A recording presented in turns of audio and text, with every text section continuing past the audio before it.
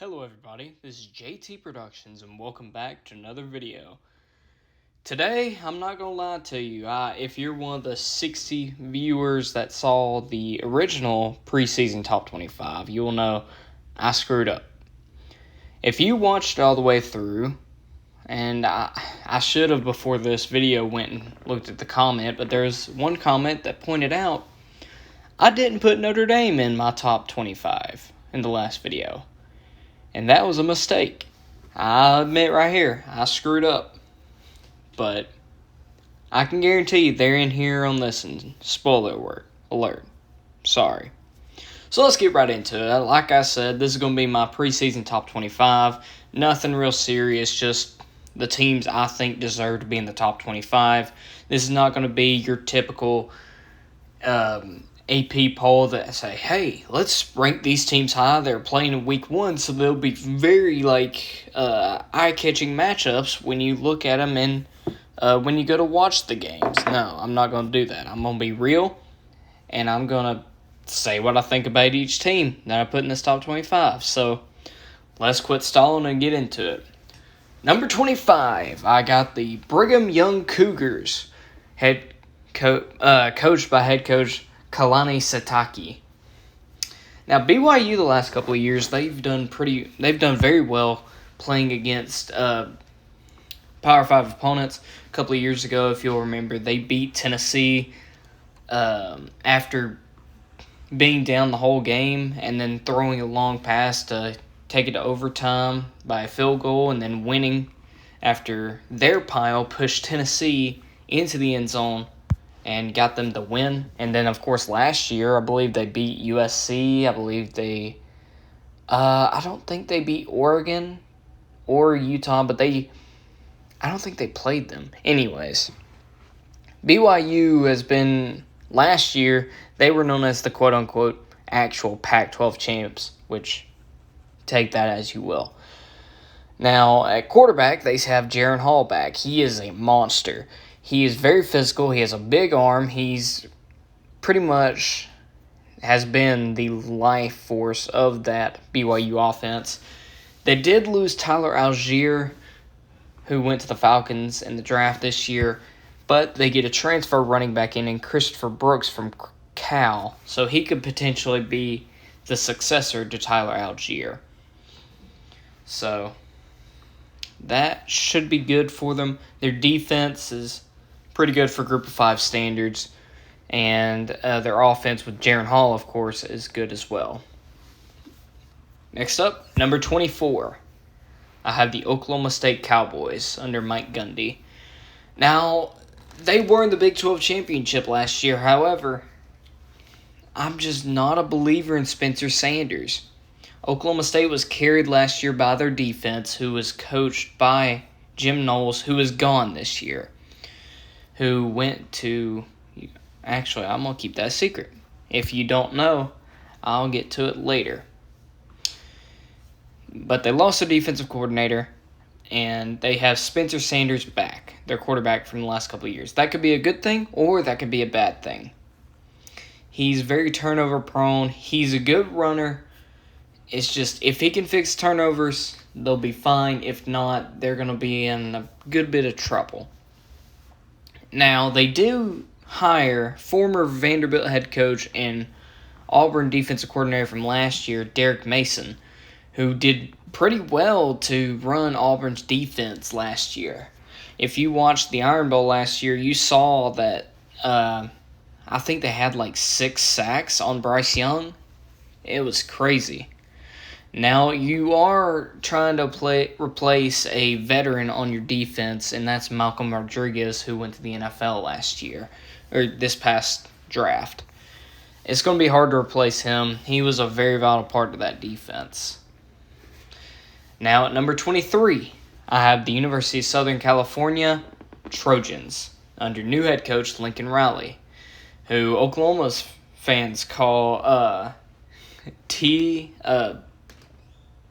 TBOW? Yeah. If you know what that means, good. If not, don't worry about it. You'll learn when you're older. So, Oklahoma or USC over the past couple of years under Clay Helton has been a disaster. Lincoln Riley comes in, pretty much raids the transfer portal, gets his old quarterback from Oklahoma and Caleb Williams, and his number one wide receiver in Mario Williams Jr., the former Blitnikoff winner in Jordan Addison, and Jerry Rice's son, Brendan Rice, who came from Colorado. That's a crazy wide receiver core. Then you also have Travis Dye, running back from Oregon in the backfield, and you got a little bit of piece of defensive power with Shane Lee coming over from Alabama at linebacker. And of course, there's a little bit more, but that's just the ones that are worth talking about. Now, Lincoln Riley, speaking of defense, does not do defense. If I remember hearing something a few weeks or months ago that Lincoln Riley pretty much said that he was not he did not attempt to coach defense. He just wanted to outscore their opponents, which that showed, especially in 2018.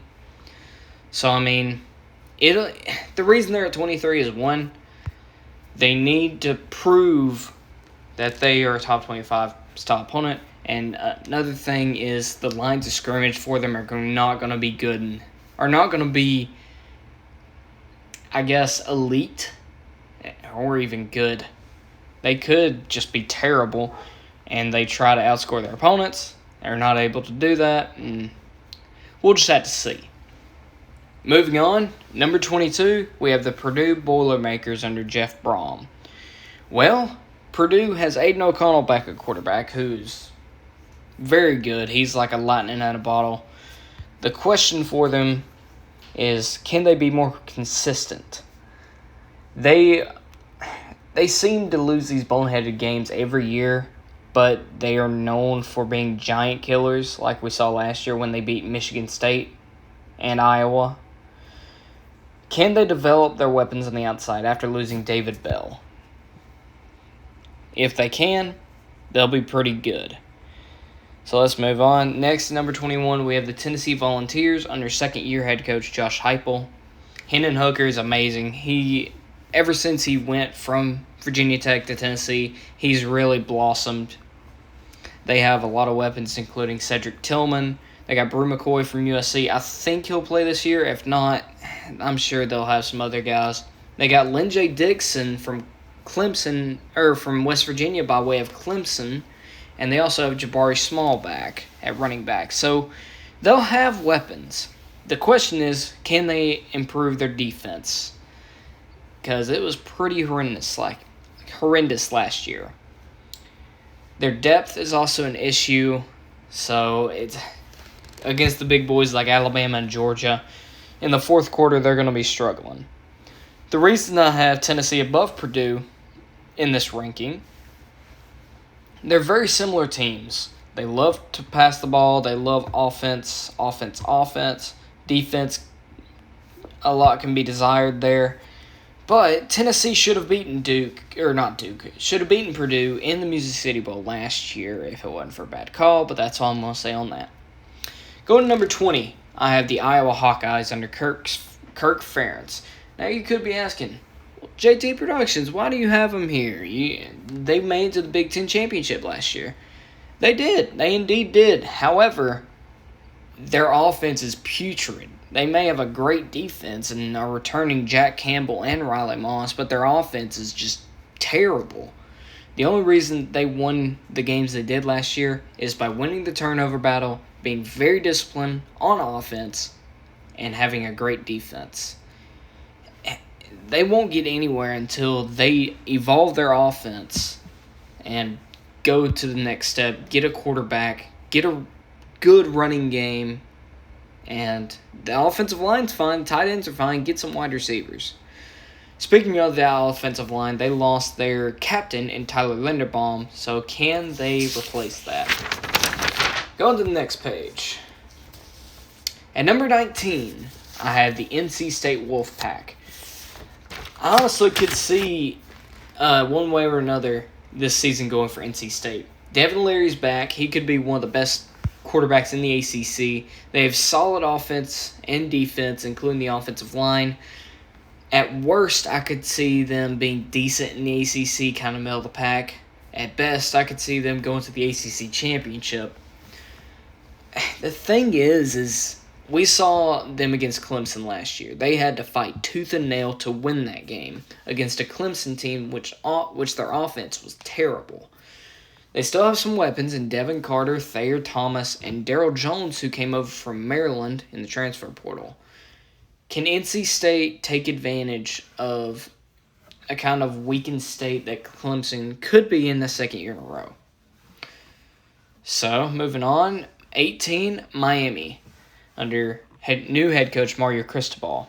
Mario Cristobal is a great recruiter, and I could see Miami in the next couple of years being a power in the ACC.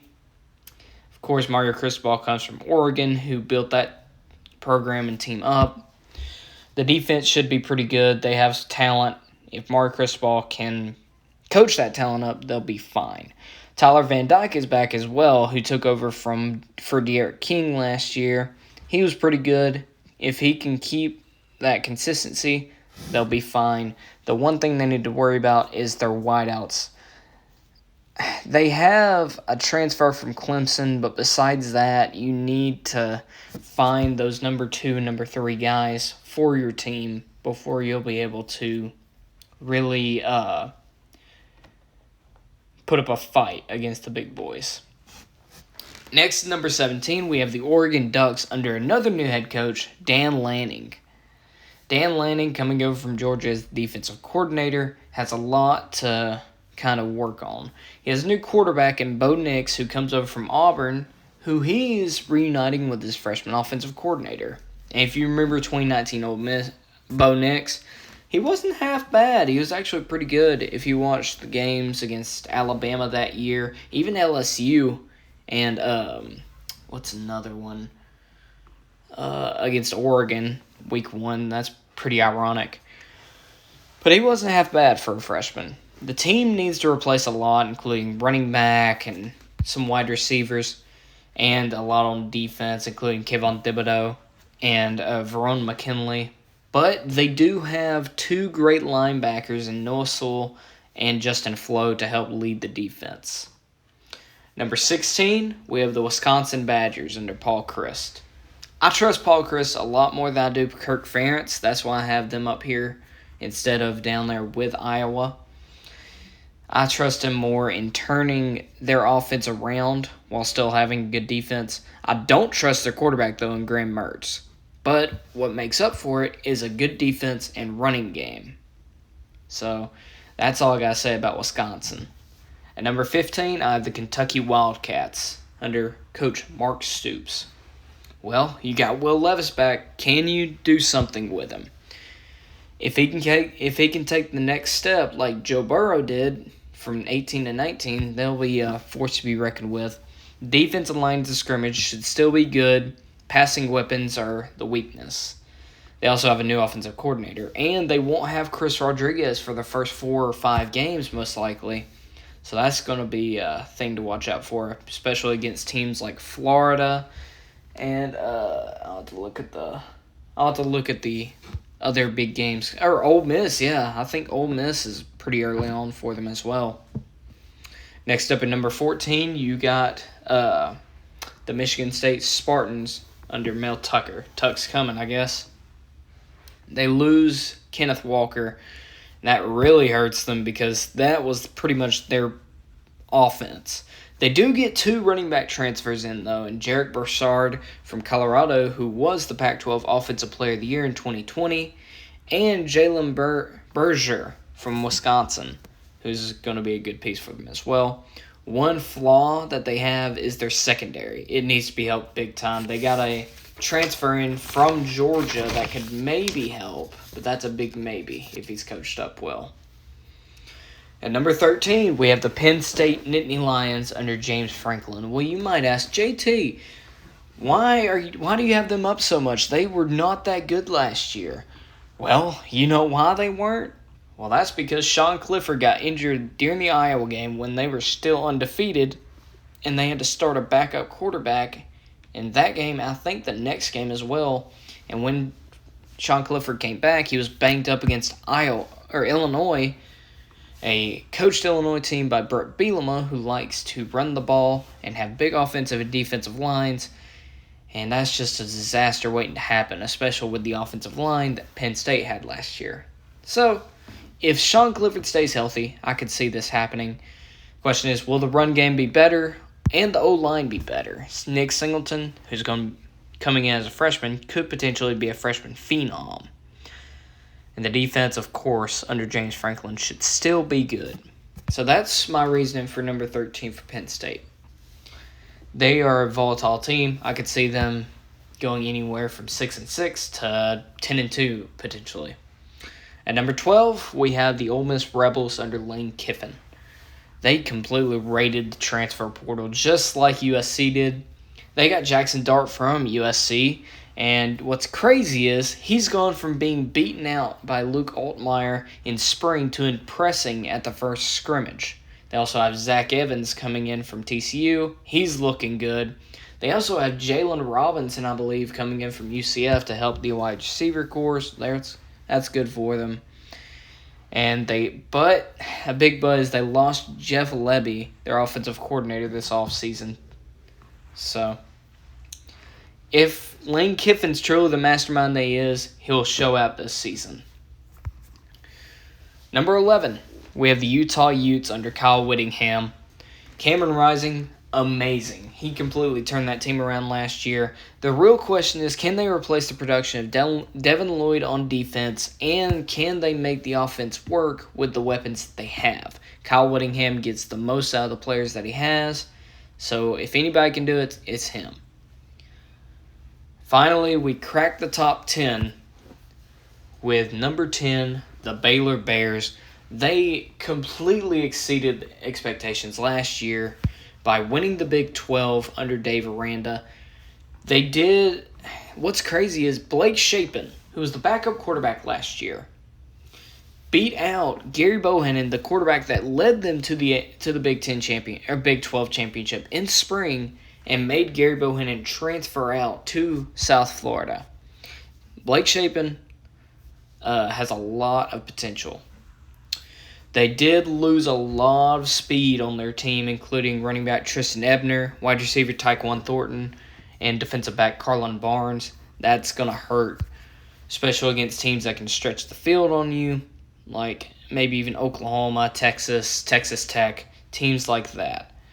Dave Aranda, he's going to be good at recruiting for a long time. I see him being a long-time head coach at Baylor, at least until there's a big job opening, which I think that he's going to be loyal to the Bears. And number 9, time to rectify my mistake. The Notre Dame Fighting Irish under Marcus Freeman. New head coach, he's been in the system for a while, so that's good. The thing with Notre Dame is they have a solid roster all around. They always do. The recruiting at Notre Dame is consistent. That's something good you can say about them. The thing is, they have sort of a quarterback with Tyler Buckner, but they not a quarterback that you could say is a superstar, I guess, which they've been running off of Ian Book and Jack Cohn for the last couple of years, so you don't really need a superstar per se to win at Notre Dame, but still. They still have Michael Mayer, who will be in the running if Brock Bowers does not win the Mackey Award. He will be in the running as well.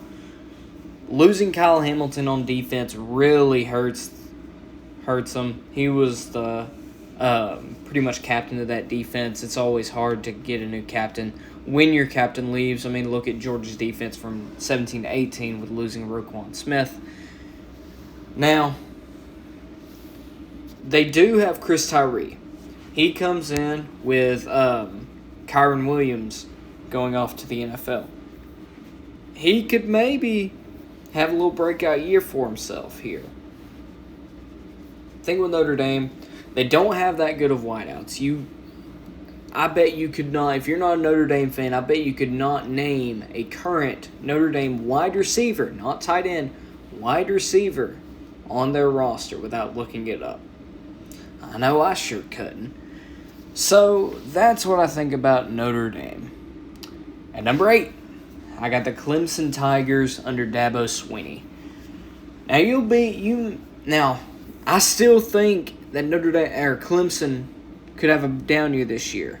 But if all the pieces come together for Dabo Swinney, they're going to be very dangerous. They are going to be a natty contender if that happens. They have probably one of the best front sevens in college football. They have weapons like Will Shipley and Joseph Ngata on the offense. It's just, can the offensive line and DJ finally click? If DJ finally clicks like he did semi in the Notre Dame game from 2020, then they'll be right off to the races. But if he stumbles a little bit, Dabo will not be phased to put in Cade Klubnik, the freshman. So, they're a very volatile team, just like Ole Miss and Penn State are. But the reason I didn't have, like, Notre Dame or Baylor above them is because of that volatile nature and the upside if everything clicks for the Tigers. On to number 7. I got the Oklahoma Sooners under Brent Venables. This is a similar situation. They have a new head coach and a new offensive coordinator who's Jeff Lebby, who comes from Ole Miss. If you watched the Ole Miss offense last year, you'll know what I'm talking about. They have a great chance that by the end of the season, they are a 10 times better team than who they were at the beginning of the season, along with a very dangerous team. They lost a lot of talent to the transfer portal, including both their former starting quarterbacks in Spencer Rattler and Caleb Williams and Mario Williams, and a few others at that as well. So they have a chance. Brent Venables, very good defensive coach. If he can help them, if he can start early with getting his guys on the playbook and ready, and if they're ready by season start, they're going to be a very good team. Next up at number 6, we have the Arkansas Razorbacks under Sam Pittman. This is probably the highest Arkansas would be ranked if it was like the college football playoff rankings since decades. The most important part of this Arkansas team are the coordinators, Kendall Briles and Barry Odom. Sam Pittman made 2 great hires as soon as he came to Arkansas, and that's why they've been so good. Plus, they got KJ Jefferson, who's very elite on this team. They did lose Traylon Burks, but they went and got Jaden Hazelwood from Oklahoma and Matt Landers from Toledo by way of Georgia. Matt Landers, if Georgia fans most likely remember him, he couldn't catch anything, but I guess he's worked on his hands because I believe he was a freshman or a sophomore at Georgia back in 2019. So, I mean, they could work to replace Traylon Burks because Sam Pittman has spoken very highly of Matt Landers, which that could be coach speak or that could be the truth. Who knows? They still have a good defense, along with adding Drew Sanders, a transfer from Alabama. So, that's going to be a good piece right there. Next up, at number 5, we have another SEC team, Texas A&M. The Aggies of A&M, under head coach Jimbo Fisher. Like Notre Dame, they have a good team. They have a good team around them. They have an almost complete team. The only piece missing is a great quarterback. They have Haynes King. They have Max Johnson. They still don't, and they have a freshman, I forgot his name, but they still don't know who's going to start. If I had to bet, I'd say it's Haynes King, and if he struggles, Max Johnson to go in. But who knows, honestly. But this A&M team is full of talent. If they finally get the quarterback position figured out, they're going to be a very good team. Number 4, very similar situation with the Michigan Wolverines under Jim Harbaugh. That, like A&M, they have a complete team, but this time they have a very decent quarterback in Cade McNamara, and behind him, J.J. McCarthy. Cade McNamara knows what he's doing with the football, is very poised, and can get the ball off quick and good and accurate. That's what the word I was thinking. Question is, can the defense replace the production of Aiden Hutchinson, David Ajabo, and Daxton Hill? Next up, at number 3, you got the Georgia Bulldogs under Kirby Smart. What can we say about Georgia? They won the national championship last year. They did lose a lot on defense to the transfer portal, to the draft. But the thing with Kirby Smart, ever since he's been at Georgia, he's been recruiting his tail off. He has recruited every position most well if you look at our roster. Maybe not so much at wide receiver, but I mean, look at the pickups he's gotten, like George Pickens, Jermaine Burton, even Kearis Jackson, Don Blaylock, and A.D. Mitchell. So, I mean, he's a great recruiter. He's a good coach. We still got Todd Monken, and we still have Stetson Bennett. The last time a quarterback was in his third year in Todd Monken's system in college, he went from throwing, I believe, less than 20 touchdowns in a year to over 30 in a year. And that was Nick Mullins at Southern Miss. So, I mean, who knows? Stetson could go off as well. Next up, I mean, these next two you could really call 1A and 1B, honestly. They're two very good teams with very similar situations. Number 2, listen. Just listen. Don't come for me just yet. I got the Alabama Crimson Tide under Nick Saban. I know all of you Alabama fans are going to be absolutely outrageous because I have you number 2. Calm yourself. It's better than being at number 25 or unranked. Just be glad I put you there. Anyways, the one real problem is going to be the O-line. Will the O-line under a new O-line coach be better than last year? They've been raving about him in the offseason, the new O-line coach. But, I mean, we'll see if it conveys to real play. And also, a true number 1 wide receiver, you could say Jermaine Burton. I wouldn't argue with you on that. But besides Jermaine Burton, the other transfer from Louisville, I believe Tyler Harrell, it's really a crapshoot on who's going to be number 1, number 2. I guess number 1, Jermaine Burton. But other than that, the quarterback, the defense, the coach, amazing. Alabama, they're going to be a very good team like they always are. And like I said with Kirby Smart, this is where he got it from. He reloads. He doesn't rebuild. Just like 1A right here. The Ohio State Buckeyes under Ryan Day. Just like all Alabama's O-line struggles, same thing with Ohio State's defense. The defense sucked last year because of the defensive coordinator. They now have Jim Knowles, Oklahoma State's former defensive coordinator. Like I said, at number 24, when Oklahoma State had a great defense, that was their defensive coordinator. I mean, look, they have a Heisman-contending quarterback, a great young running back in Trevion Henderson, stables of wide receivers, great O-line, and defensive talent. If the defense is even top 20, they're going to be a very hard team to beat. So there you go. There's my top 25, and I'll go ahead and go through it again for y'all. At number 25, I got the BYU Cougars. Number 24, the Oklahoma State Cowboys. Number 23, the USC Trojans. Number 22, the Purdue Boilermakers. Number 21, the Tennessee Volunteers. Number 20, the Iowa Hawkeyes. Number 19, the NC State Wolfpack under Dave Doran. I didn't say that originally. Sorry about that. Number 18, the Miami Hurricanes. 17, Oregon Ducks. 16, Wisconsin Badgers. 15, Kentucky Wildcats. 14, Michigan State Spartans.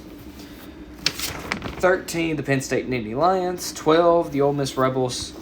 11, Utah Utes. 10, Baylor Bears. 9, Notre Dame Fighting Irish. 8, Clemson Tigers.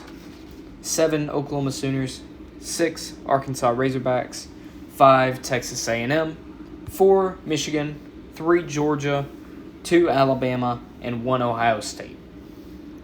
Now, if you look at this, there are, of each conference, I'm going to go in alphabetical. There's one group of 5 team, and that's BYU, an independent. There's, let's see, 1, 2.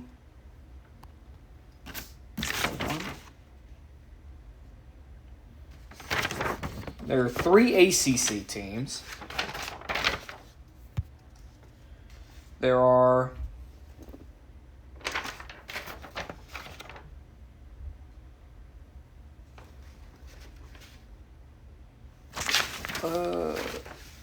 7 Big Ten teams.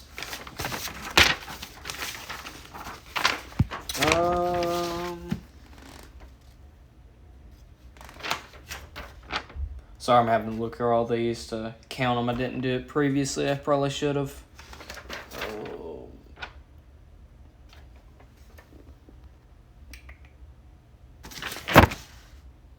3 Big 12 teams.